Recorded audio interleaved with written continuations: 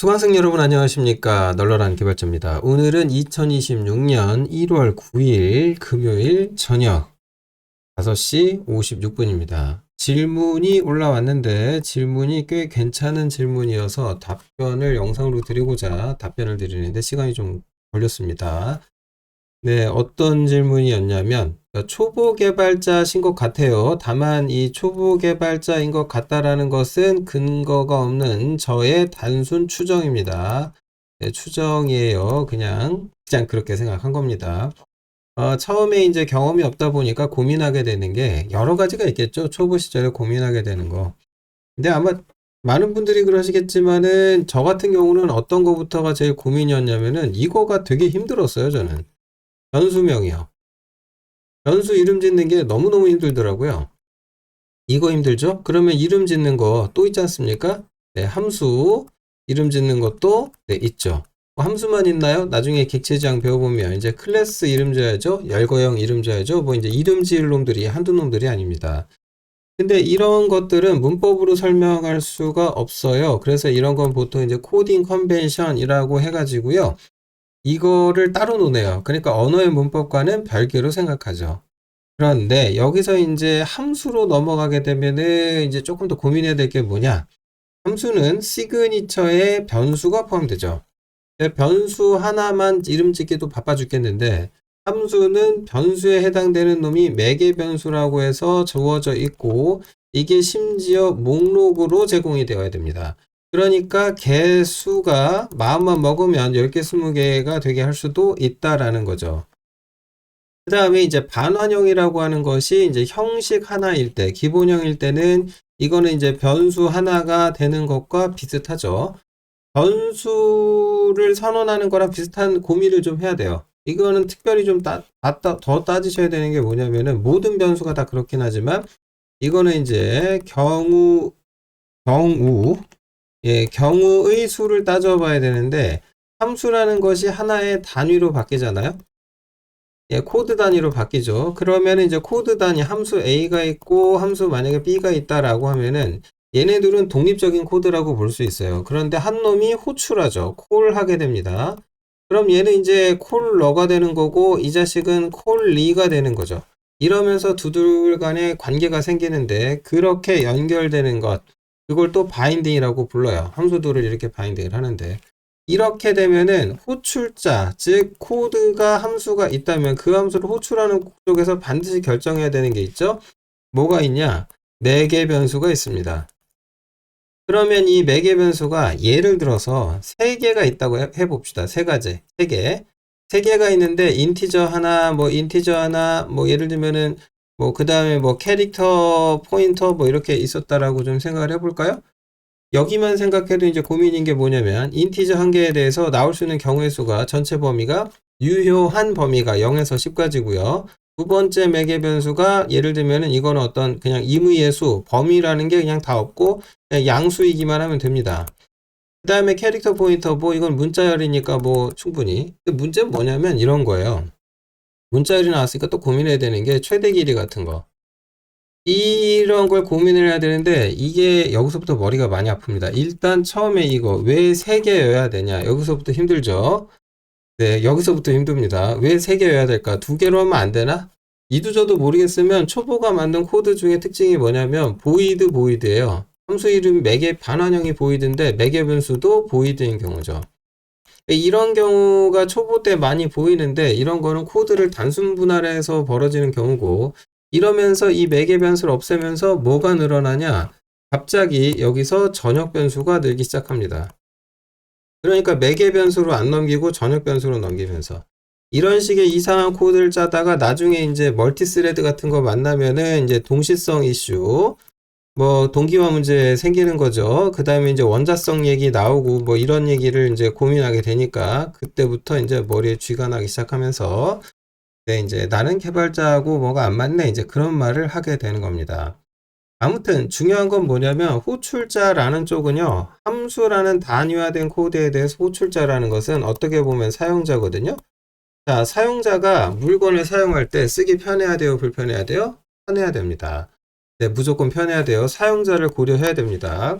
즉 아까 매개 변수가 뭐 맥 3개가 되는 것도 머리 아파 죽겠는데 그 중에 이제 범위가 뭐 이렇게 되는데 매개 변수를 호출하는 놈이 만약에 20이라고 넣었어. 그랬더니 함수가 오류가 나가지고 프로그램이 죽는다. 적절할까요? 네, 아니죠. 그럼 그걸 또 어떻게 알려줄까요? 네, 쓰는 놈이 잘 써야 되나요? 네, 그럴 수 있죠. 이게 좀 골치 아픈 문제입니다. 그래서 함수 반환형 매개 변수 선언 어떻게 해야 되냐요? 질문을 이렇게 주셨어요. C++ 문법과 C++ 같이 공부하시나 봐요. 소켓 프로그래밍을 공부하고 있다라고 이제 그 프로필 찾아보니까 빌리 자드님이시던데 빌리 자드님께서 질문을 주셨습니다. 새로운 함수를 만날 때마다 드는 고민이다. 함수의 특징, 그러니까 이거는 이제 함수의 시그니처라고 하시면 좋을 것 같습니다. 반환형 어떤 값이 오류인지 뭐 파라미터, 그러니까 매개 변수 목록 드리겠죠. 어느 정도 디테일을 가지고 학습해야 될까요? 라고 하셨는데 이거는 초보 때는 사실은 이 디테일을 논할 수가 없어요. 이 디테일에 정량화된 객관적 사실이 있냐? 그게 아니고요.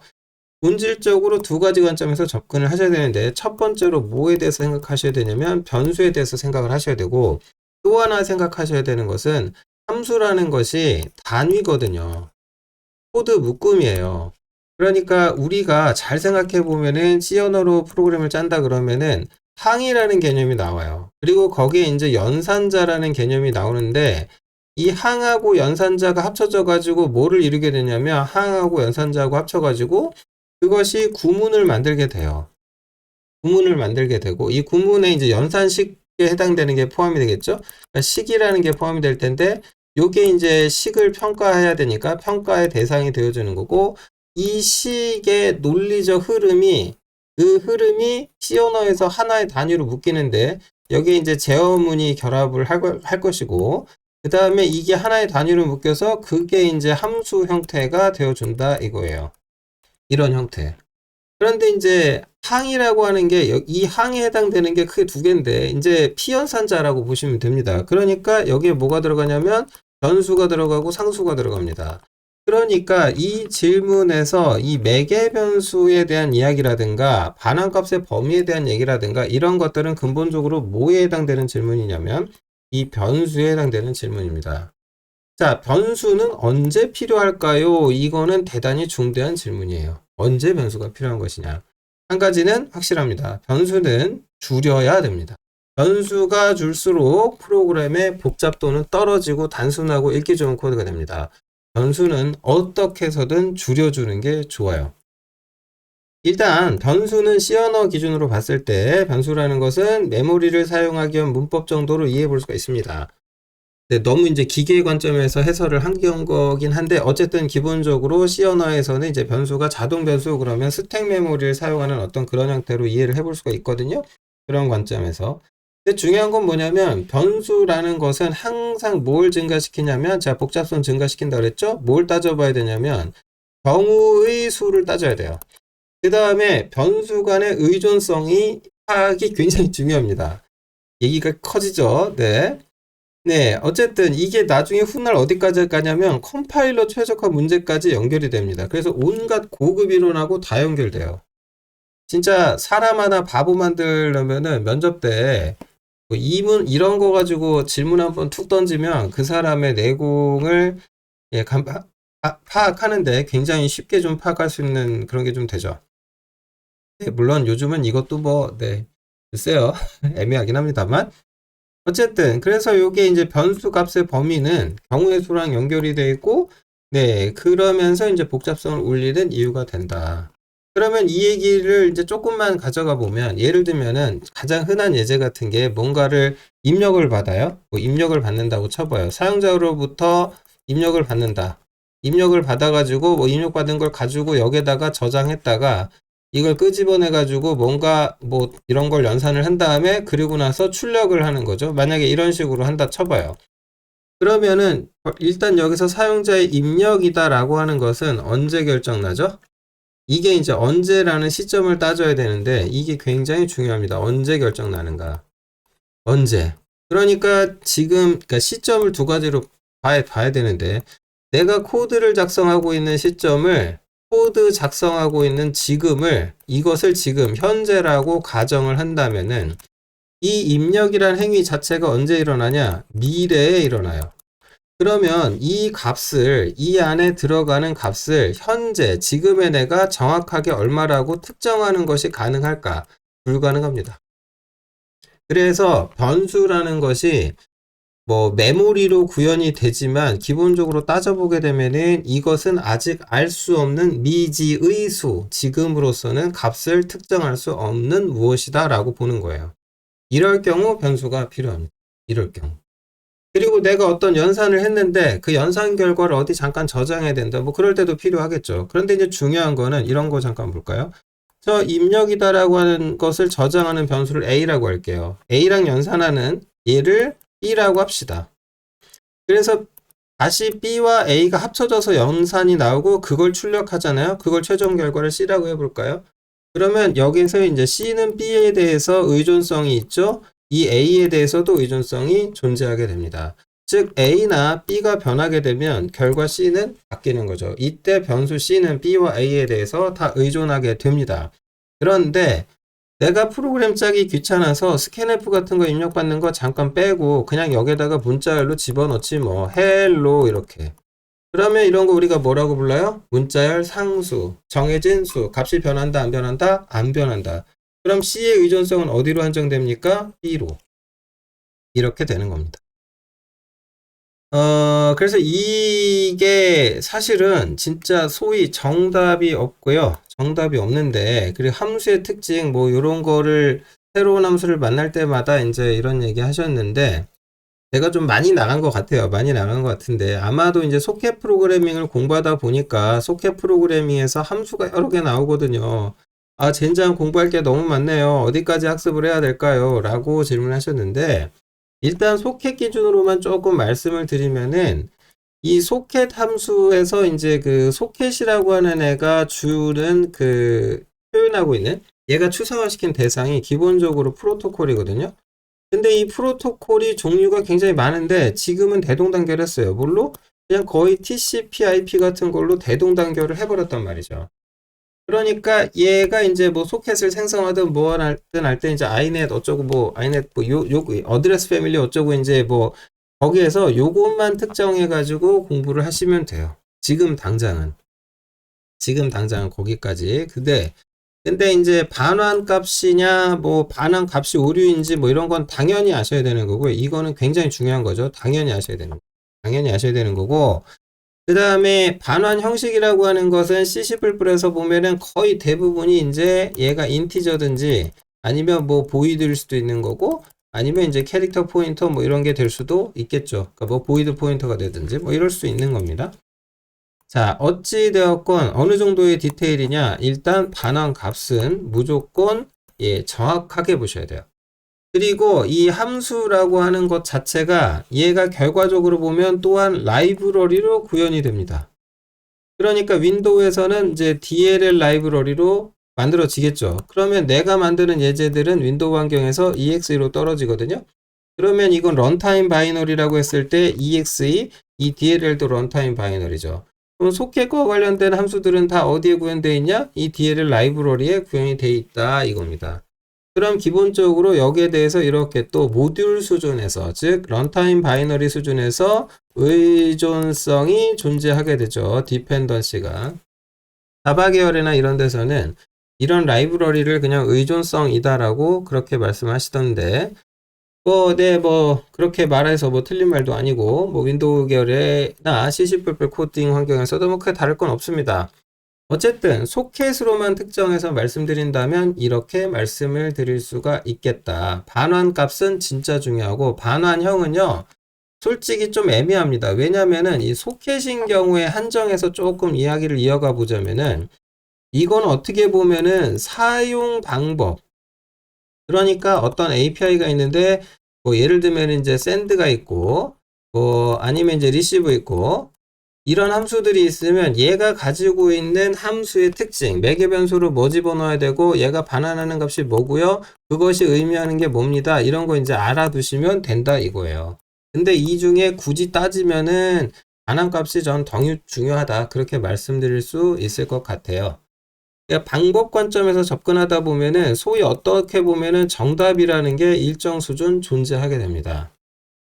자, 새로운 함수를 만날 때마다라고 하셨는데 여기에 조금 더 얹어가지고 원론적인 얘기까지 한번 껴 넣어 봤어요. 그리고 이거를 제가 왜 또 말을 하게 되냐면 결국 C++로 넘어가시잖아요. 그러면 제일 이제 머리 아파지는 게 뭐냐면 사실은 이런 함수들을 외우시는 것보다 본인이 작성하는 코드가 더 중요해집니다. 그때는 더 중요해집니다.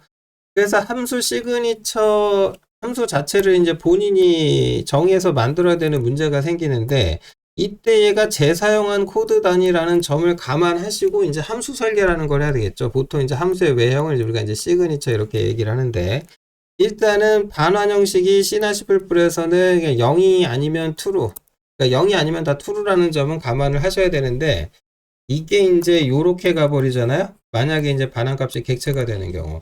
그럼 메서드 체이닝을 통해서 단순화가 가능하고 이것 때문에 코드의 생산성과 가독성을 또 올릴 수가 또 있다.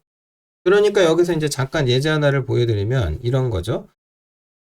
이런 식으로 지금 보시면은 소켓 관련된 클래스를 뭐 하나 만들어 봤는데 네, AI 시켜서 만들었어요. 자, 여기 보면 생성자 여기에서 이렇게 소켓 해가지고 여기에서 이제 예외 처리로 다 끝을 내버렸어요. 그 다음에 이제 이렇게 뭐 어디에다가 몇 번에다가 연결해라. 그러니까 매개 변수로 이제 문자열로 네, 몇 번 어디 호스트에 접속할 건지 IP 주소 써주면 거기에다가 커넥트해서 만약에 실패하면 연결 실패라고. 그러면은 객체가 생성이 됐다라는 것은 이 커넥션 객체가 생성되는 순간 연결이 됐음을 의미하겠죠. 그리고 여기에서 또 샌드를 구현을 해놨고 리시브도 구현이 되어 있어요. 근데 뭐 이런 거는 뭐 재밌는 게 뭐냐면 이것과 관련된 것도 예외 처리로 다 해놨는데 이렇게 해놨더니 굉장히 좋은 점이 뭐가 있냐 이런 게 가능하더라는 거죠. 객체를 유효해 가지고요. 네, 그래서 이제 반환된 게 이제 결국은 얘네들이 반환하는 게 지금 요 커넥트 했을 때 뉴 했을 때 이제 뉴 연산으로 객체가 떨어지면은 네. 요거는 지금 네. 뉴 연산도 필요 없죠. 네, 뉴 연산도 필요 없고 형이 그걸로 잡히니까. 그러면은 요 형으로 잡혔을 거고 객체가 생성이 됐다라는 얘기는 연결됐다는 거고 그러면 그렇게 만들어진 객체 리절트에다 대고 샌드 헬로우 보내고 월드 보내고 리시브 콜하고 근데 이 과정에서 하나라도 실패하면 통신 실패 이렇게 잡힐 거다 이런 얘기입니다. 그냥 좀 주저리 이런 얘기들을 다양하게 섞어서 좀 해봤는데 네 너무 많이 했나? 도움이 되시려나 모르겠네요.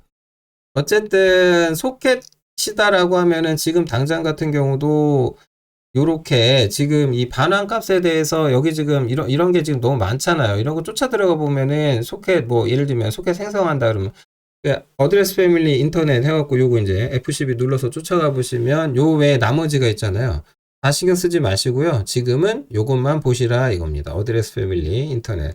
그러니까 소위 정답이 있을 수 있겠죠. 소켓 스트림하고 요건 좀 아셔야 되는 게 우선은 요 두 놈 TCP, UDP 요 차이 정도는 아셔야 되겠죠. 자, 그 다음에 여기서 뭐 이런 함수들이, 그러니까 요런 것 정도는 이제 알고 계셔야 될 것 같고, 요런 구조체 반드시 좀 아셔야 되겠네요. 이런 함수 당연히 좀 아셔야 될 것 같고. 그 다음에 이제 이런 커넥트 함수 같은 거 쓰는 거 정해져 있죠. 근데 얘가 반환하는 값이 뭔지 따져봐야 되잖아요. 그럼 이거 쫓아가가지고 얘가 이제 반환하는 게 현재는 이제 인트저 형태인데, 그걸 이제 상수 정의가 되어 있는 거죠. 이게 마이너스 1이면 이제 에러인 경우고, 이게 아니면 이제 성공했다라고 보는 거니까, 이런 반환 형식에 대한 디테일을 아셔야 이런 식의 코딩, 설계가 가능하겠죠. 그리고 여기서 이제 고민하셔야 되는 게, 결국 연결이 됐으면 맨날 하는 행위가 샌드하고 리시브거든요. 근데 여기서 이제 진짜 생각 잘 하셔야 되는 거는, 버퍼의 크기가 정해졌다고 해서, 예를 들면은, 수신하는 데이터가 있다라고 했을 때 서버가 10바이트를 보냈다. 그러면 리시브 함수가 이 10만큼 n을 반환해야 되겠죠? 네, 10만큼 반환해야 되는데 10을 반환하지 않을 수도 있죠. 갑자기 20, 30이 나온다거나 아니면 정반대로 한 5만큼 나와버린다던가 그럴 수가 있어요. 네, 그런 부분들을 감안해가지고 이제 또 리시브를 좀 디테일하게, 샌드도 마찬가지입니다.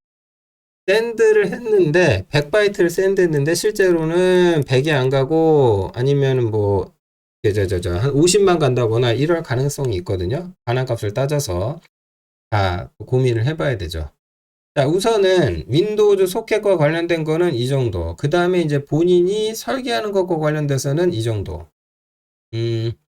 뉘앙스로 봐서는 어쩌면 뭐 이게 그 함수 특징, 소켓 함수로 한정져 가지고 저한테 질문을 하신 것 같기는 한데, 글쎄요. 그냥 듣다 이 질문을 보다가 제가 했던 생각은 어떻게 보면은 특히 소켓이라는 네트워크 통신 환경으로 갔을 때는 그 기존의 코드도 코드인데 저것들을 랩핑해서 만드는 내가 만드는 함수들이 더 중요해지는 것 같아요. 거기에 이제 C++ 문법까지 섞어서 얘기를 하자면 방금 말씀드린 그런 생각도 좀 하셔야 될 것 같고, 우선은 그냥 함수만 놓고 생각한다면 방금 요약해드린 딱 그 정도. 그러니까 사용 방법 관점에서 그 정도만 생각하셔도 좋긴 하겠다. 다만 특별히 반환값이 더 중요하다라는 점 잊지 마시고요. 뭐 제가 이렇게 거창하게 뭐 값의 범위 어쩌고 이딴 얘기를 잔뜩 늘어놓는 게 이유가 소켓 프로그래밍은 이게 일반적인 프로그래밍하고 좀 차이가 뭐냐면은 일단 어떤 결과적으로 현상이 있어요. 어떤 서버가 있고 클라이언트가 있는데 이런 거죠. 데이터가 안 온다. 어디에서? 클라이언트 관점에서. 그러면 서버가 나한테 뭔가를 보냈어야 되는데 안 왔다라는 거 아니에요. 그럼 여기서 의문을 가져봐야 돼요. 1번 내가 안 보냈나? 2번 서버가 데이터를 못 받았나? 3번 서버가 데이터 처리에 실패했나? 4번 서버가 아예 데이터를 안 보낸 걸까? 5번 아니 보냈는데 내가 못 받았나? 그리고 여기 중간에 변수가 하나 딱 껴있죠. 네트워크라는 환경이 어떻게 무슨 문제를 일으켰는지 내가 어떻게 알아요? 그러니까 이런 엔드포인트 단에서의 문제뿐만 아니라 중간 단의 문제까지 고민을 하다 보니까 이제 몇 가지 경우에 플러스 알파로 가야 된단 말이에요. 함수 외우는 건 쉽습니다. 지금 제가 말씀드린 이런 것들을 감안하셔가지고 샌드 리시브를 하도록 할 수 있게 한다거나 아니면 어플리케이션 프로토콜을 어떻게 설계할 것이냐, 이거는 완전히 다른 얘기로 갑니다.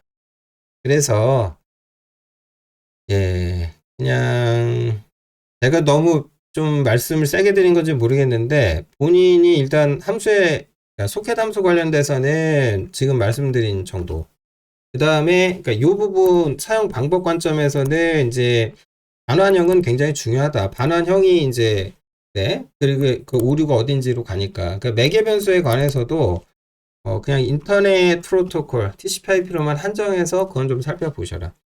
다만 특히 이제 샌드 리시브 같은 경우는 반환하는 게 이제 바이트 단위 데이터 량이죠.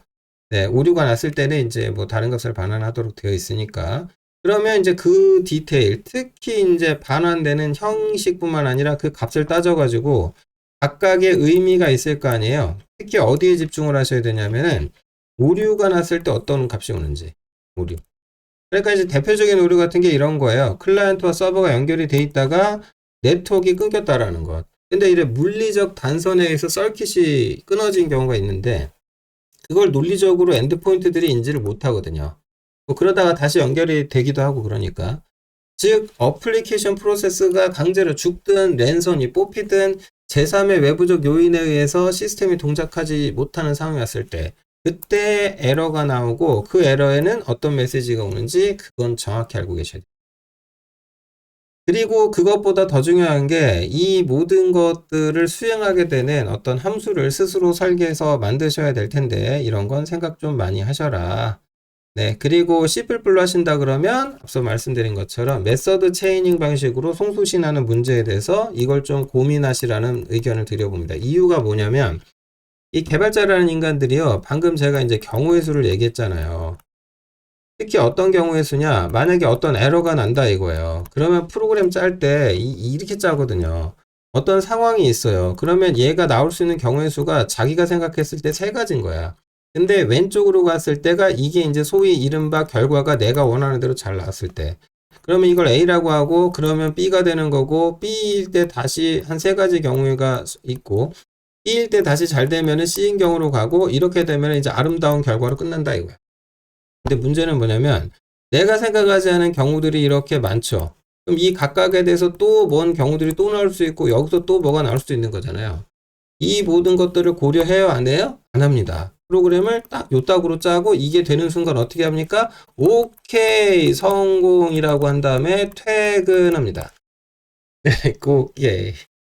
네, 그러다 보니까 이제, 예. 근데 이게 이제 시각적으로 간소화시켜서 잘 드러나게 하려다 보면은 이 메서드 체이닝 같은 구조는 꽤 괜찮은 방법론이 될 수 있습니다. 네, 한 번쯤 생각해 보시기 바랍니다.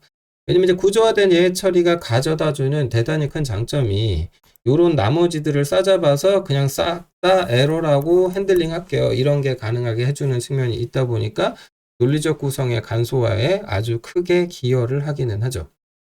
그러니까 어떻게 보면 소켓 프로그래밍에서 지금 고민하셔야 될 거는 이 프로세스, 그러니까 모든 프로그래밍에서 마찬가지겠지만은 특별히 네트워크는 다시 한번 네트워크라고 하는 내가 통제하지 못하는 인프라의 문제가 항상 함께 개입합니다. 그래서 예, 에러에 대해서는 아주 깊이 따져보시라 라는 의견을 드려보면서 영상 마치도록 하겠습니다. 원하시는 질문에 대한 답이 아닐 수 있는데, 네, 그냥 같이 말씀드리는 게 좋겠다 싶어서 싸잡아서 한번 묶어서 말씀을 드려봤고요. 공부 열심히 하시고 좋은 성과도 거두셔서 혹시 관련 분야의 취업을 원하신다면 꼭 좋은 결과, 취업도 성공하시기를 바란다는 말씀을 드리면서 영상 마치도록 하겠습니다. 고맙습니다.